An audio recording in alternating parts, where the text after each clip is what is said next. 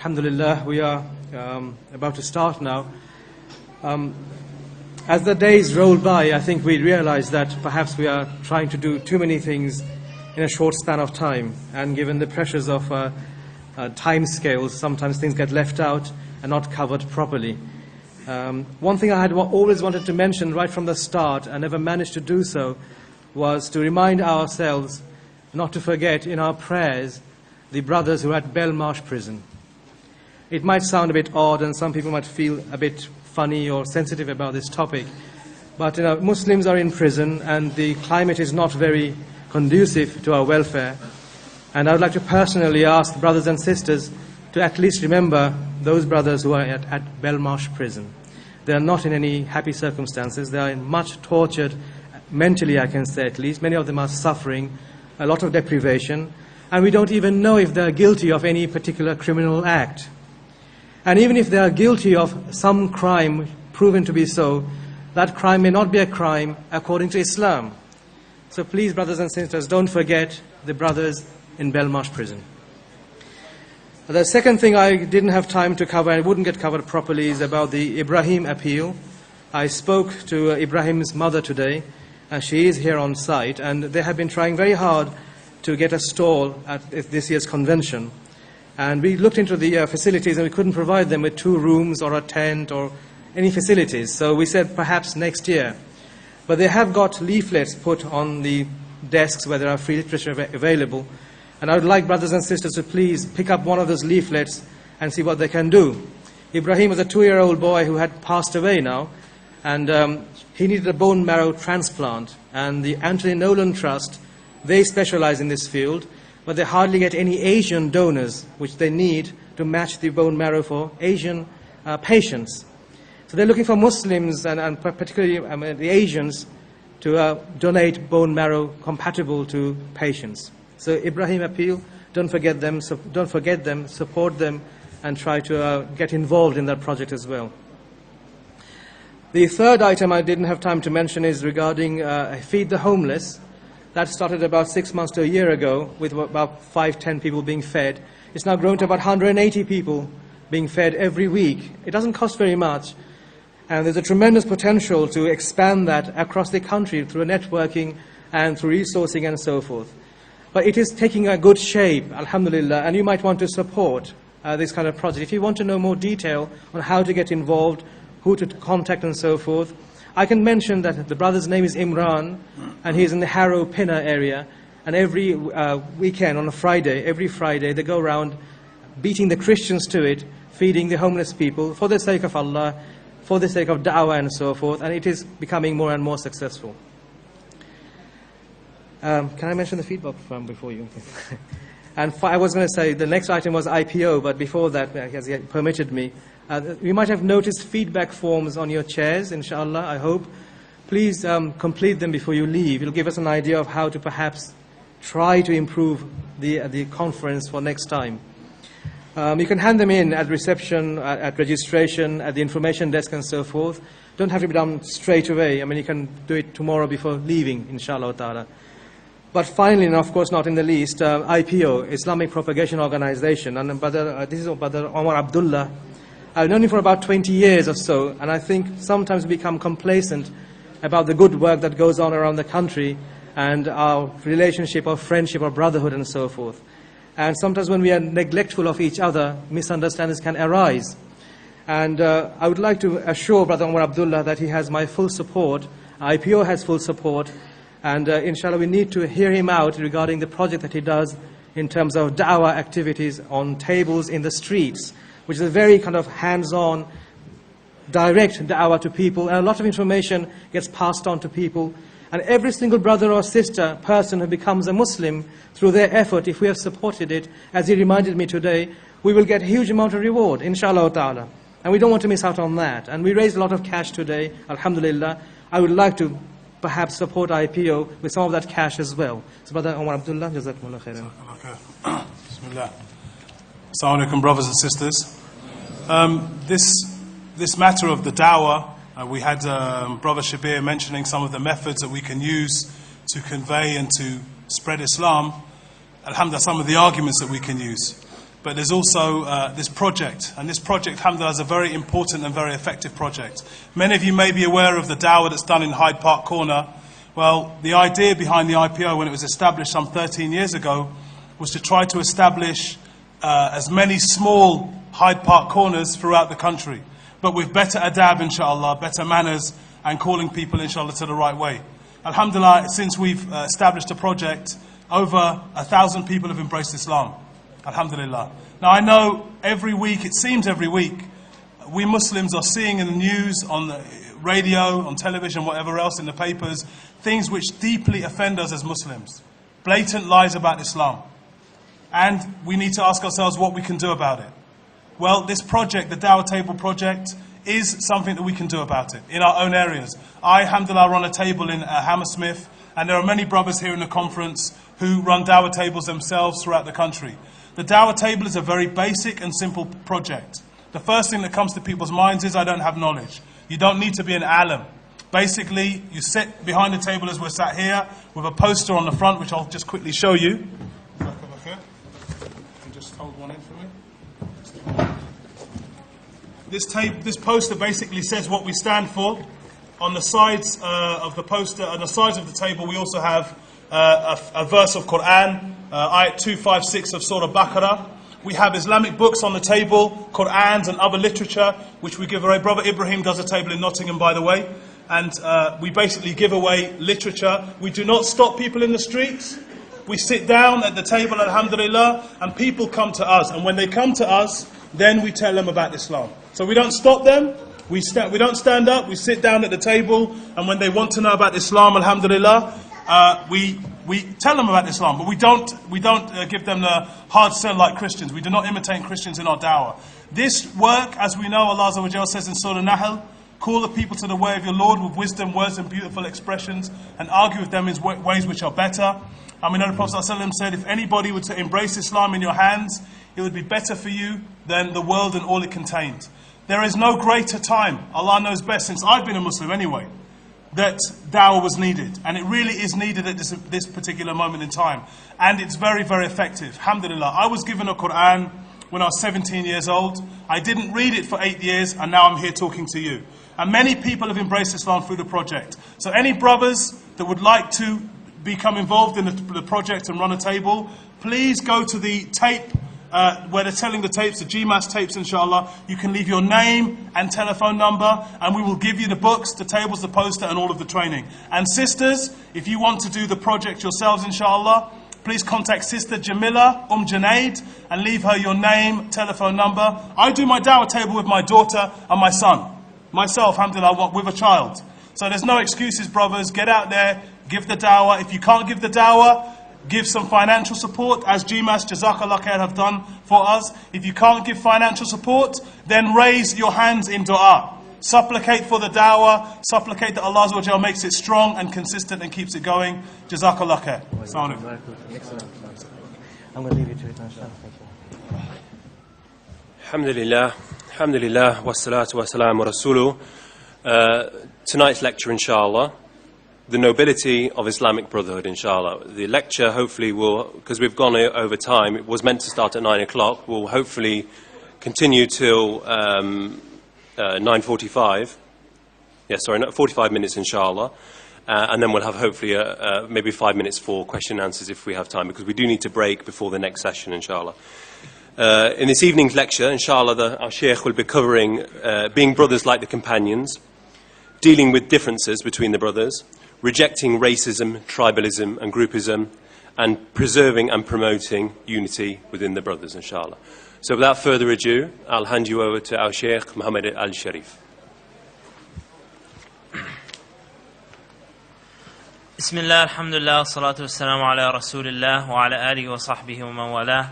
Amma ba'd, assalamu alaikum wa rahmatullahi wa barakatuh. To begin, when Abu Bakr as-Siddiq radiallahu anhu became the Khalifa, and you had amongst the Arabs those who had apostated and those who chose not to pay zakah, one of the key Muslim generals was Khalid ibn al-Walid radiallahu anhu. Khalid ibn al-Walid, after the war on the apostates, he then went on to conquer Iraq. And if you know the swiftness of Khalid radiallahu anhu, within 4 months, he had conquered Iraq. He had basically gone through the entire country. And those 4 months of conquering city after city after city, and then Abu Bakr radiallahu anhu sent him to Ash-Sham for the battle of Yarmouk. After all those battles, and I just said it quickly, he then received a letter from the new Khalifa, Umar radiallahu anh, that he was no longer to be the leader. And now I thought about this very, very easily in any Muslim community. Someone who has done so much for the community, what if someone was to tell them, you're not the leader anymore, you need to step down, and this organization is going in it with a different leadership? You already know what would happen. That leader would say, who do you think you are, taking this away from me? I built this with my own hands. But if you see Khalid radiallahu anhu's statement, when he was asked about, this, when he was asked to go down from leadership and to become a regular soldier, Khalid radiallahu anhu said a statement to the point of that had I done it for other than Allah, then yes, I may have been angry. But I didn't do it for anyone except Allah subhanahu wa ta'ala. And when you read his statement about how Umar radiallahu anhu took him down from leadership, your heart can only fill with love for Khalid radiallahu anhu. Can only fill. And another example of this was Umar radiallahu anhu when he was going to Ash-Sham, and Abu Ubaidah. You might know this story when Umar radiallahu anhu heard about a plague in the Ash-Sham area, and he decided to go back to Medina. And Abu Ubaidah ibn al-Jarrah radiallahu anhu, one of the great companions and the Muslim leaders, he said to Umar radiallahu anhu, he said, "Afararu min qadarillahi ya Umar." I don't think you understand how tough those words are. He said, are you running away from the destiny of Allah, O Umar? He's the Khalifa. And this is Abu Ubaidah talking to him. Now, normally, and I thought about this, when people argue, like if someone was to stand up and just argue with the speaker, you would think that there's so much anger between these two people. But the companions, when they argued very passionately. But after the argument, they were brothers.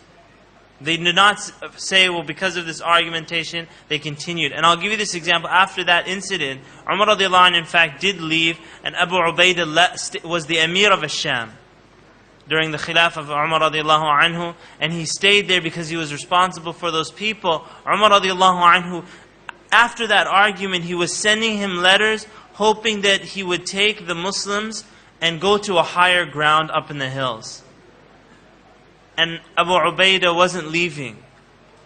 And Umar radiallahu anhu was pleading with him because he knows he's going to die from that plague. And Abu Ubaidah did die, radiallahu anhu. In that plague of Waaz, he died, radiallahu anhu, and Umar radiallahu anhu cried. And this is after the argument that happened regarding that, should they go back or not. There's on our message board, our student message board, forums.almaghrib.org, I started this thread called Anger versus Anger. That what you might see the companions and think they were angry, and then we might get into an argumentation and think we're angry, but there is a world of difference between the two. And I thought about that. I've still been asking Shuyukh, what is the difference between how they differed? And they differed very passionately, but it had nothing to do with it had nothing to do with breaking their brotherhood after that. Why is it that when we argue, it destroys our brotherhood? Everybody's afraid as soon as there's a tiny argument, we're all going to collapse, and all of the structure is like a big fake structure, that as soon as an argument starts, this group will break off, and this group will go here, and this group will attack the other group, that it's almost like fake, and you're almost feeling it too. Do you feel it? That could possibly happen? I think it's very easily. It's just waiting to happen. An issue like moon sighting or something, and we're already divided down the row. And inshallah ta'ala, today we're going to address some of these things. Imam Ahmad rahimahullah, and this is in sharp contrast to a lot of what happens in masajid and so on and so forth. He was of the opinion, he was actually of the 4 Imams, he was of the opinion that camel meat breaks one's wudu. And the others didn't have this opinion. Meaning if you ate camel meat, how many people have eaten camel meat before? Okay. According to the majority, your wudu was broken when you did that. Okay. Unless you're Hanbali and your wudu doesn't break. He had this opinion that camel meat breaks one's wudu. And so they asked him, this is the question of the students, they said, what would you do if some guy ate camel meat in front of you? You saw him eat the camel meat. And then he got up and you saw him, he didn't make wudu. He got up and he led the prayer. Would you pray behind him or not? And Imam Ahmad knew what they were asking. And you know the intentions behind it. He said, أَفَلَا أُصَلِّي وَرَاءَ Malik. He said, would I not pray behind Imam Malik wa Sa'id ibn al-Musayyib? He said, would I not pray behind these people? And that's, subhanAllah, it's a different level of fiqh. Fiqh meaning understanding. That even though there's a difference of opinion, it still doesn't connect to the brotherhood. Allah subhanahu wa ta'ala created humans with many differences. On the outside, you have a difference. We have differences in color, differences in languages, difference in accents. Some of you from London, some of you from Bradford, Manchester, all these things, right? Different accents. But all of that's on the outside. On the inside, Allah subhanahu wa ta'ala created us with different intellects, different comprehensions, different ways that we filter information. While we're sitting here in this room, people are filtering different things. I'll tell a story, someone accepts the story in their mind. I'll tell a point about Islamic school, someone who has children is accepting that. There are different ways that the information is coming in, different ways of filtering it, different ways of processing it. Allah subhanahu wa ta'ala knows this. And so with all these differences, it's only natural that a human being differs. Allah subhanahu wa ta'ala says in the Quran, وَمِنْ آيَاتِهِ خَلْقُ السَّمَاوَاتِ وَالْأَرْضِ وَاخْتِلَافُ أَلْسِنَتِكُمْ وَأَلْوَانِكُمْ. That Allah subhanahu wa ta'ala says that this is from His ayat, from His signs. That He created the heavens and the earth, and He created the ikhtilaf, the difference of al-sinatikum, of your tongues and your colors. And that in these are signs for those who know. And so these are the differences externally and internally. These are the differences. So if we try thinking that we're going to have a Muslim ummah that never differs, that's impossible. And it's not true. And it's the, as one sheikh said, it's the dream of someone who ate a very big dinner and they had a really nice sleep. And when they woke up, they'll say, well, let's everybody unite. They don't know what they're talking about. Because human beings are not like that. Human beings will differ. They will differ. And so this has to be understood right from the beginning. The question is not, will we differ or will we not differ? The question is, how do we act with one another at the time of difference? And what are the references that we go back to?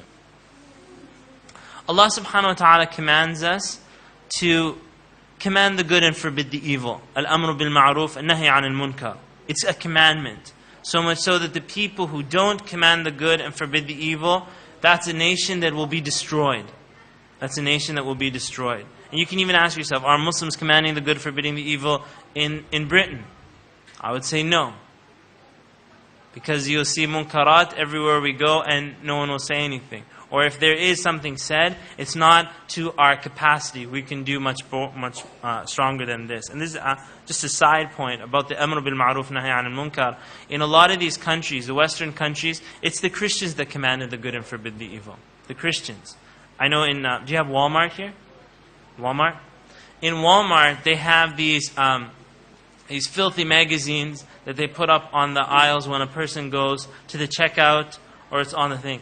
Christian organization gathered together and they lobbied to get the dirty magazines off the shelves. And I'm not talking about pornography magazines, just the regular ones. The ones that you see at all, just the corner stores and so on and so forth. And they were successful. Walmart, they have maybe 50 million customers walk through their shops every single day, they submitted to this. And they took those magazines off the shelves. Do Muslims have the ability to do something like that? We have it. But we haven't commanded the good, forbidden the evil. Allah subhanahu wa ta'ala commands us to do this. Command the good, forbid the evil. So, and call to Allah subhanahu wa ta'ala. So it's almost like the person, they said, command the good, forbid the evil, command the good, forbid the, and then they run out of the building. But does Allah subhanahu wa ta'ala tell us the statement without telling us how to do it? Does He not tell us how to do it? Of course He does, subhanahu wa ta'ala. So it's like, bake a chocolate cake, and instead of running around trying to figure out how the cake is baked, no, wait, you will find the recipe in the Quran. And you will bake the exact cake that Allah subhanahu wa ta'ala wants. But if we don't know Arabic, if we haven't read the Quran, if we haven't studied our deen, and we're giving da'wah on top of that, you better believe we're giving the wrong kind of da'wah. Because we don't even know the message of Allah subhanahu wa ta'ala. We've just heard slogans about it, but we don't know the haya, the life that Allah subhanahu wa ta'ala gives us. Allah Azza wa Jalla says in the Quran, Ud'u ila sabili rabbik. Is that the end of the verse? Is that the end of the verse? No? Why not? This is how Muslims act, though. Call to the way of your Lord. Just go do it. Whatever you want, just any way you do it. Alhamdulillah, you tried, you did your best, or you think you did the best, just go. Ud'u ila sabili rabbik. That's the problem. Is because people think the ayah stops there. But it doesn't. Allah subhanahu wa ta'ala says, Ud'u ila sabili rabbik bil-hikmah wal-maw'idatil hasanah wajadilhum billati hiya ahsan. Allah subhanahu wa ta'ala gives 3 levels to the da'wah. 3 levels. And level number 1 is a person calls to Allah. They don't run around before they know. Bil hikmah. And hikmah is hikmah of knowledge. That the person actually has to know what they're talking about. Someone doesn't go and tell the people, say shahada, and then they go, what does shahada mean? They're like, I don't know. But someone told me that you're supposed to say shahada, so you go figure out. You can't do da'wah like that. And at the same time, the hikmah of wisdom, having wisdom in the way a person deals, the fiqh of the seerah, how the Prophet ﷺ dealt with people, because someone can learn something and then go around and convert it into this big hammer that they smash people's heads with. Even though it's authentic knowledge, the way that they say it is like, you munafiq, you need to pray fajr. Well, who's going to pray fajr if you call them munafiq? And so on. Al-hikmah, I'm going to give this example of the nephews of the Prophet ﷺ. And many of you are familiar with this. You have to realize that the Al-Hasan al-Hussein, radiallahu anhum, they were very young. And they probably had more knowledge than many of the elders at that time. You had Bedouins, you had so on and so forth, in their young age. And so they once saw this man come, and the man didn't know how to make wudu. So your typical scenario in our masjid, like, brother, you're doing this wrong. It's wrong. Astaghfirullah. And everybody's staring at this person. Person's face will turn red. And then they're like, I hate this masjid. I'm never coming back to the masjid. So on and so forth. Hasan and Hussein, radiallahu anhum, they actually planned. Interesting concept. They planned before giving da'wah. It's a very interesting concept. They didn't just jump into it. They stepped back. They said, how can we do this without hurting his feelings? And so they said, let's do it like this. We'll have a competition. We'll make the uncle the judge. And he can watch both of us from like third party without any kind of personal attack on him. And he will learn how to make wudu. So they said, agree. So they said, uncle, can you tell us which, we have an argument, which one of us makes wudu better? And they said, we want to make you the judge. So honorable position. And so he said, okay, I'll be the judge. So slowly they're looking at him and they're like this. Make wudu like this, right? And they're doing everything perfectly. And at the end of that, he says, Wallahi, you have taught me how to make wudu. He understood the lesson. How many times do you get da'wah like that? It's not very often. But this is the sunnah that the Prophet ﷺ taught to his companions. There's 2 dimensions to the hikmah. Hikmah ilmiya and hikmah amaliya. Hikmah ilmiya is having wisdom of knowledge. And like we said, that's important to have. And the example of someone who doesn't have wisdom of knowledge is like someone who tells people, he's very excited, tells everybody, get in my car. I think we call it minivan, you call it passenger, something? What's it called? Sorry? People carrier. This person's got a people carrier, and he's basically telling people, I'm really excited about this destination. I want you guys to get on this people carrier, this minivan. And so they get on, and he has no idea where he's going. What time of the day will he arrive? What time will he arrive? When? He will never arrive, because he doesn't know where he's going. All he's doing is putting people in the passenger van and wasting their time driving them around town. And he's really excited about doing it, but he's just wasting time driving them around town. Eventually they'll get bored. They're like, what's this Islam about? Let me off here. And they get off the passenger van. And they turn their back on the deen because someone didn't take the time out to go to like MapQuest. Do you guys have MapQuest? These driving directions on the internet? What do you guys call it? What? Multi-map? Okay. Multi-map. You go to multi-map, you say destination, tick, tick, tick, Jannah. And then here you got the directions, and then you're like, everybody get in the people carrier. I know where we're going. This is the sunnah of the Prophet ﷺ. Step 1, 2, 3, 4. It won't be wasting time. That's hikmah ilmiya. Hikmah amaliya. Beautiful example is the example. This is an Egyptian thing. I know there's like one Egyptian guy here. Any more Egyptians? There's the one Egyptian guy. We're trying to gather our people together. No? Inshallah, we'll work harder next year to bring them.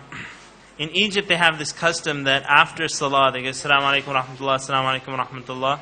And then they turn and they go, Haraman. Right? Hey, brother. Haraman. They go, Haraman, which is basically a dua. You know, may we one day pray in the Haram, in the Kaaba. And you're supposed to say in reply, Jama'an inshallah, like both of us together inshallah. This is the custom. Anybody else have that custom? I know Malaysians, Indonesians have customs, yeah? You're from where? Sudan? Okay, Sudan. Nobody else? Yes, brother? Which country? Morocco? Okay. In these countries, you know, you get a group of like young blood, and they're like, this is bid'ah. It's bid'ah. So this guy, he found out this is bid'ah. He's going to the masjid. He's just itching to have someone do that to him. So sure enough, after Salah, he says, Assalamu alaikum wa rahmatullah, Assalamu alaikum wa rahmatullah, and then you do the haraman, right? So he does this. Lift your hand up. He said, the guy beside him says haraman, and then he goes like this. Like that. He smacks the hand, and he says in his Egyptian accent, Mahiyash min as-sunnah. It's not part of the sunnah. Right? But notice how he taught him. He slapped his hand. And so the person says in reply to him, I didn't know the disrespect was the actual sunnah. Okay? Because he had the knowledge and he's correcting it. This is not what the Prophet ﷺ did after Salah. But how do you tell that to people? Is another dimension of hikmah. And that also comes from the seerah of the Prophet ﷺ. So you see fiqh. A person studies fiqh. If they go to implement the fiqh immediately in the community, they will do it wrong most likely. Why? Because they haven't studied the seerah. And they haven't understood how the Prophet ﷺ took this information and taught it to the other people. In order to have hikmah, there's certain akhlaq, certain characteristics that a person has to have when they're giving nasiha to people. Number one is that they should be sincere to Allah subhanahu wa ta'ala. They should be sincere. This usually happens sometimes. Someone will go into a shop. Let's say, for example, someone tells them, brother, you need to grow your beard. Their immediate reaction is to search out mistakes of the person who just gave them that nasiha. So that they can counter, well, if I have to grow my beard, well, maybe you should clean your clothes. Or maybe you should get a miswak. Or something like that. when they counter, they would have never given that nasiha. And so it's a way of, championing themselves. Because they may have been hurt by the nasiha was given. That wasn't done sincerely for Allah subhanahu wa ta'ala. So a person should always ask, why am I giving this nasiha? Am I giving it for Allah subhanahu wa ta'ala, for the sake of Allah? Or is there some human need that I'm trying to fulfill? The Prophet sallallahu alaihi wasallam said, whoever learns knowledge from that which should be sought for the sake of Allah, only to receive a commodity of the material world, he shall not find the fragrance of Jannah on the day of resurrection. A person should have kindness and gentleness. This is the default, the principle, the general principle in da'wah. A lot of people, they'll start with harshness. And they might even have quotations and citations where ulama of the past used harshness. In fact, the Prophet ﷺ, in the battles, that's as harsh as you can get. Those are tough. That's a battle where people are being killed and so on and so forth. But that comes after the stage of kindness and gentleness. And for a lot of people, they don't really reach the stage of being harsh because they haven't given that much da'wah. An example of this is Musa and Harun when they were sent to Fir'aun. When they were sent to Fir'aun at that time was a murderer of children. He detained Bani Israel. We're talking about detainees. Fir'aun detained an entire nation that he enslaved. You mentioned he said that he was the Lord Most High. All of these things, if you wanted to be tough against someone, Fir'aun was the man to be tough against. And so Allah subhanahu wa ta'ala said to Musa and Harun, اذهبا إلى فرعون إنه طغى. Go to Fir'aun, for he has transgressed. How should they speak to Fir'aun? Allah subhanahu wa ta'ala taught them, فَقُولَا لَهُ قَوْلًا لَيِّنًا. So say to him, layyin words. Layyin is soft, gentle, cottony, those kind of feelings. The words should be soft like that. لَعَلَّهُ يَتَذَكَّرْ أَوْ يَخْشَى. That perhaps he would يَتَذَكَّرْ, remember, or fear Allah. And this is, subhanAllah, interesting. Allah Azza wa Jal knew that Fir'aun wouldn't listen. But Allah subhanahu wa ta'ala still told them to be kind and gentle. Kind and gentle. And there was one time that a man came to the Khalifa and he was very angry against the policies of the Khalifa. And so he got a chance to speak to the Khalifa. So he just thrashed the Khalifa. Just with his tongue, whipped the Khalifa up with his tongue. And the Khalifa said, hold on. He said, you're not better than Musa and Harun. You're not better than them. And he said, and I'm Muslim. I'm not worse than Fir'aun. But Allah subhanahu wa ta'ala told Harun and Musa to say to Fir'aun, قَوْلًا لَيِّنًا. And he said, so the Muslims are more deserving of those قَوْلًا لَيِّنًا. They're more deserving of those words. When we're giving nasiha to people, we should take the time and clarify. And we shouldn't jump to conclusions and make assumptions. And this is interesting, just so you know, as a general reminder, because it's a problem that a lot have with assumptions. When you write down the word assumptions, I'm not going to tell you, but just underline the first 3 letters of that word.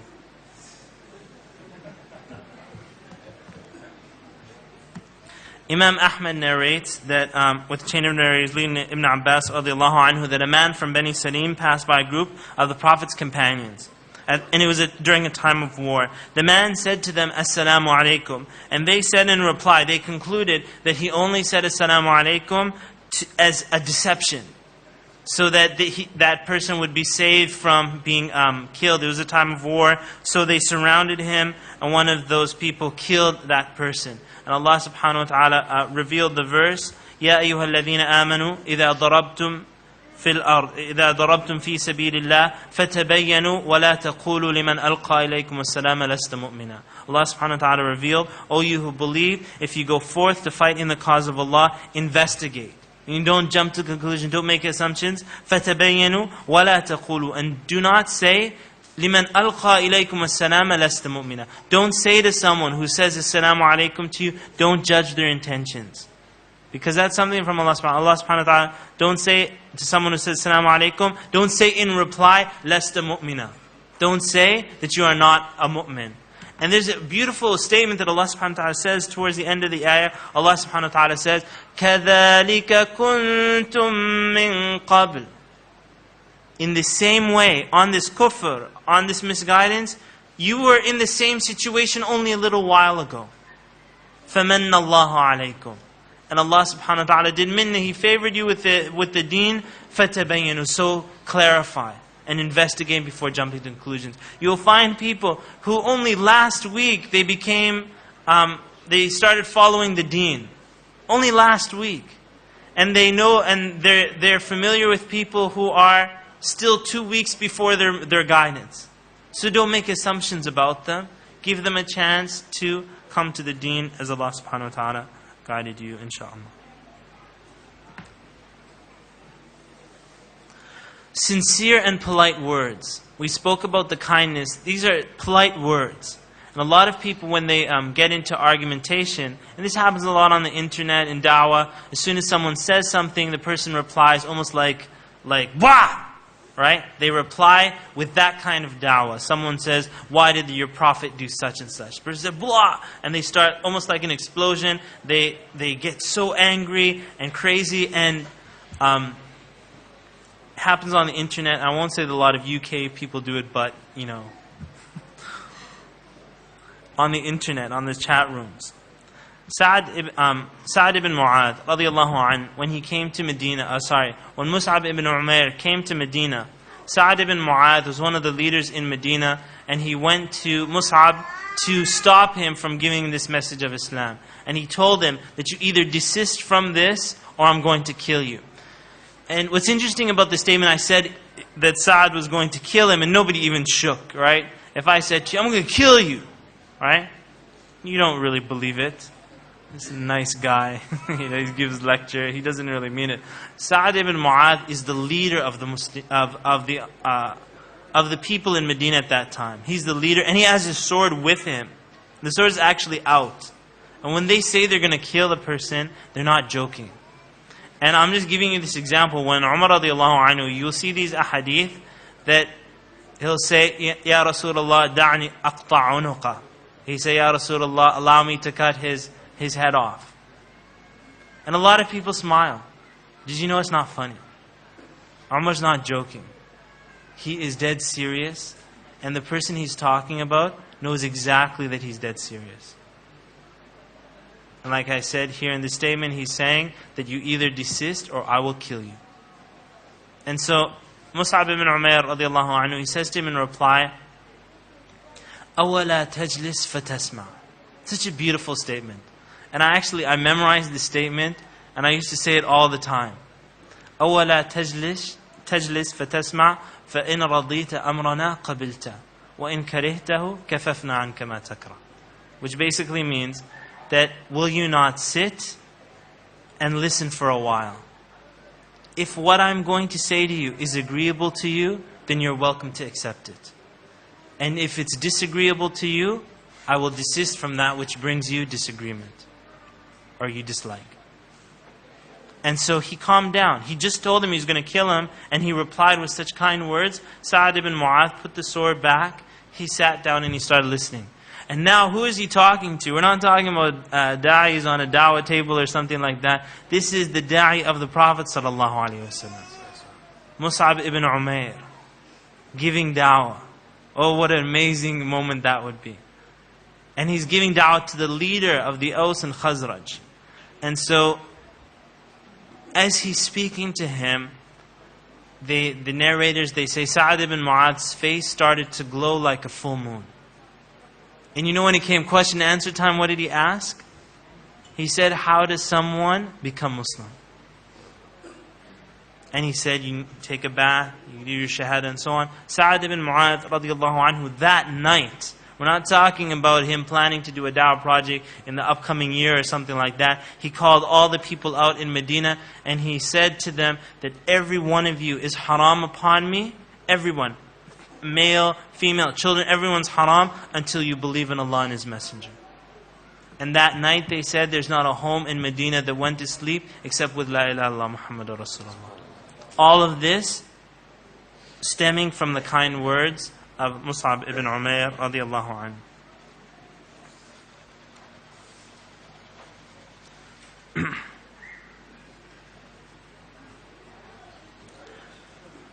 With regards to commanding the good and forbidding the evil, Muslims, and subhanAllah, a beautiful statement that Dr. Abdul Hakim Quick said last year. He said after 9/11, and I was listening to this, it's such an amazing thing, that after 9/11 people have reacted in different ways. Muslims reacted in different ways. One of the reactions is that Muslims chose to keep quiet. Basically, close down your window shades, close down your car, just hide. And subhanAllah, the people who chose to hide, when they will get arrested one way or the other. But when they get detained or arrested or something bad happens to them, by virtue of the fact that they chose to disconnect from the community, there's no community support for them.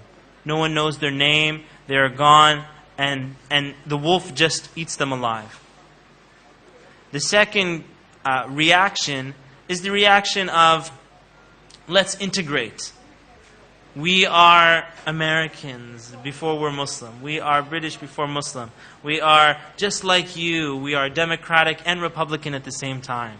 And we are communist and this and all of these things. And then they're like, well, what do you think about homosexuals? Homosexual is great and everything's good. We're all confused in this big hodgepodge. And they're like, whatever. They're just dismissed and then they'll be detained as well. They'll be harmed. And then you have another group that's just not based on knowledge, that chose an aggressive stance. Someone will say, hey, camel jockey, go back to your country. And then this person says, they burst out with swear words in reply. Aggressiveness, which also doesn't work. He said a beautiful statement that after 9/11, Allah subhanahu wa ta'ala put the Muslim community into a corner. That you either call to Allah or be destroyed. You have no option. You either be serious about the deen, you take the Quran seriously and guide to Allah Azza wa Jal and define yourself and teach the people and raise up as a real ummah, or you will be taken away by the other people. This is how Allah subhanahu wa ta'ala said it. This is the situation that we're in. A lot of us are under pressure now to give da'wah by necessity. Had events not happened, you wouldn't have this necessity factor in your mind. Right now, many of you are shaking, ready to give da'wah because of the test that Allah subhanahu wa ta'ala has put us in. So what I'm going to say right now is basically, some people think that a person should never command the good and forbid the evil, which is not true. We see that the Prophet ﷺ himself, when he frowned and turned away from Abdullah ibn Maktoum, Allah subhanahu wa ta'ala revealed, عَبَسَ وَتَوَلَّى. And another incident, when the companion wrote the letter to the kuffar of Mecca that the Prophet was going to come, Allah subhanahu wa ta'ala revealed the verse, يَا أَيُّهَا الَّذِينَ آمَنُوا لَا تَتَّخِذُوا عَدُوِّي وَعَدُوَّكُمْ أَوْلِيَاءَ. Don't take my enemies and your enemies as awliya. Allah subhanahu wa ta'ala answered that. But now when people do this nasiha and there's a difference of opinion, it's always like everybody who goes into the discussion, the negotiation, they have to win and the other person has to lose. And that doesn't have to be the way. There are, I have to win, you have to lose, or you're thinking on your moon sighting issue, you have to win, I have to lose. It doesn't have to be that way. And I'm going to give you examples of different scenarios between who wins and who loses. An example of, I lose and you win. There's some arguments, so you don't have to win every argument. Where if it's some issues, you can give the chance for the person to completely win the argument. And this is the examples that you have, such as the Bedouins that would come to the Prophet ﷺ, grab him by the collar and say, give me from what Allah has given you, not from the wealth of your mother or father. The companions would want to kill someone like that. The Prophet ﷺ said, leave him. In this incident, he took him to his house and he told him, خُذْ مَا شِئْتَ وَدَعْ مَا شِئْتَ. He said, take whatever you want and leave whatever you want. And the man took what he wanted, and then he said to the Prophet ﷺ, the Prophet ﷺ said to him, هَلْ أَحْسَنْتُ إِلَيْكَ? He said, have I done good to you? He said, yes.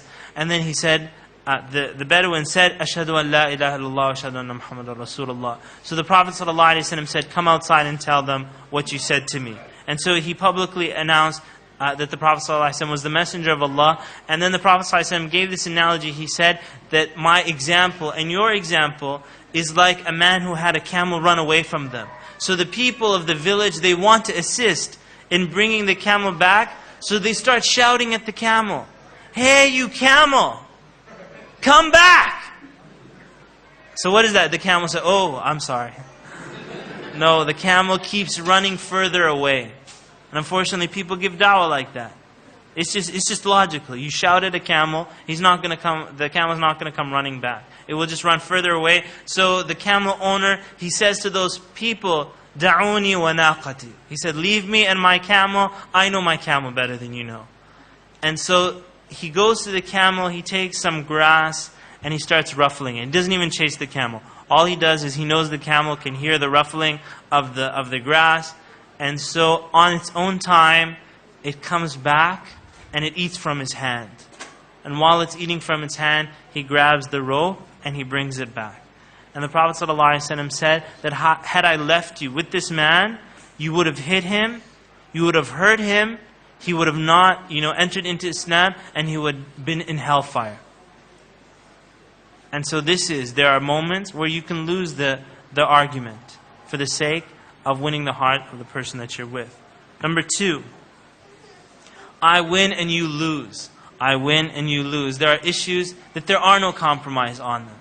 And those are issues when you have aqeedah issues that come up, there is no compromise. Example of this is the Makhzumi woman who stole at the time of the Prophet ﷺ. And because she was from an affluent family, a wealthy family, they wanted to have her punishment let go. Her hand was to be cut off. And the Prophet ﷺ got very angry at Usama radiallahu anhu for trying to intercede for her. And he said, "Atashfa'u fi hadd min hududillah." He said, "Are you trying to intercede in one of the hudud of Allah subhanahu wa ta'ala?" And then he got up and he spoke to the people and he said, "Waymullah, I swear by Allah, لو أن فاطمة بنت محمد سرقت لقطعت يدها." That if Fatima, the daughter of Muhammad, stole, I would have cut her hand off. There's no compromise. And there's no switch. The third is I win and you win. There are times, and this is very often, and you'll see this even in negotiation books, where they'll say this is the ideal. That you actually leave the argument with both sides winning something. And I know in one negotiation book, they'll say, a lot of people think that every negotiation is about slices of the pie. If you get more, I get less. And it doesn't have to be like that. For example, an orange. If you get 2 slices and I get, 6 slices, you will want more and I will lose more. It doesn't have to be that way, because some of you are Indian here, right? Some of you are Indians? Yeah, all right. The Indians like chutney. Do you like chutney? Yes, we love chutney. Do you make it with orange peel? Sometimes? No? It's like, no. Okay, my mistake. My bad. Well, the British like marmalade, okay? How about that? They like marmalade, and they make it with orange peel. And other Egyptians, they don't eat marmalade. So Egyptian, he wants the meat of the orange, and here's a British guy who just loves his morning tea, his digestive biscuits, and his marmalade. And so in this negotiation, the two of them, one say, you take the orange peel, I take the meat of the orange, and we're both completely satisfied. Completely. And you will see in many times in negotiations of the Prophet ﷺ, in how he gave da'wah, this is what the conclusion was. That both parties went away with completely achieving what they wanted. And I'll give you this example. The Prophet ﷺ, when he sent the letters to the different rulers at that time, he said to them, Aslim Taslam. And you see, it's the same word. Become Muslims, submit, and you will be safe. Not only that, يُؤْتِكَ اللَّهُ أَجْرَكَ مَرَّتَيْنِ. You will have 2 times the reward. And the reward of all the people that will follow you will be your reward. And had they become Muslim, and they did, such as in Bahrain, when they became Muslim, the Prophet ﷺ made the leader who accepted Islam, he became the leader of the Muslims. Even though he had companions that with him, ﷺ, who had done hijrah, who had been in Medina all those years, had fought all the battles, he didn't send them to Bahrain and tell them, look, you're the guy who became Muslim, that's great, you need to step down. Prophet ﷺ didn't do that. He was the leader, he remained the leader. So when they became Muslim, the people entered Islam, and that's what the Prophet ﷺ was searching to do. And those people wanted to maintain leadership, and they kept it. I win and you win.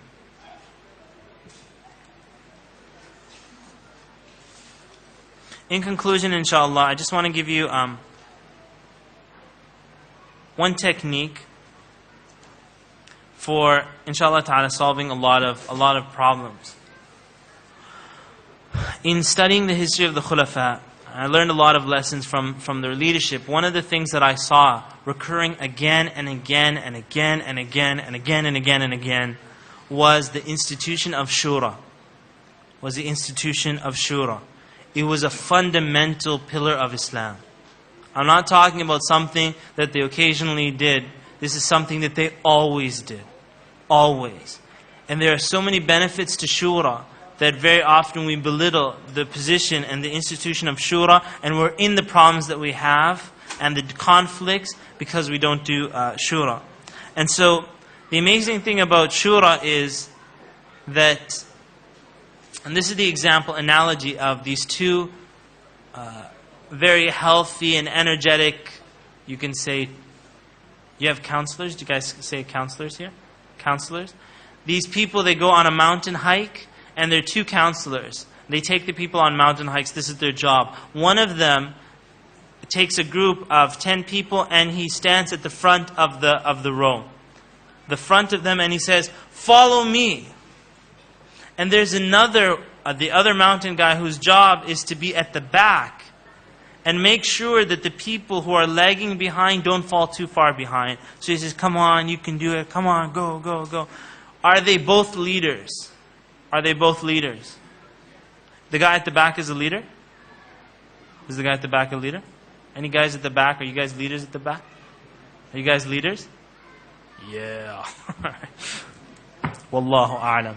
Wallahu a'lam. In our society, we don't give that position to the guy at the back proper leadership. But he is a leader. And that job is important. It's interesting because no one would assume that the people sitting at the back are the leaders. But their job is equally important. Those guys at the back, when someone starts whispering, they start saying, "Psst, brother, you know, this is a lecture, you need to keep quiet." And if the microphone starts going beep, like that, they got the microphone at the back, they're fixing it. Those are jobs of leaders. Okay? So now, this is an interesting question that one of the students asked me. And he said, did Abu Bakr radiallahu anhu force the people to select him as Khalifa? This is a common Orientalist statement. They said, did Abu Bakr radiallahu anhu force them to accept him as Khalifa? And I thought about this because I heard about this analogy of being a leader from the back and leader from the front. Leader from the back is leadership through shura.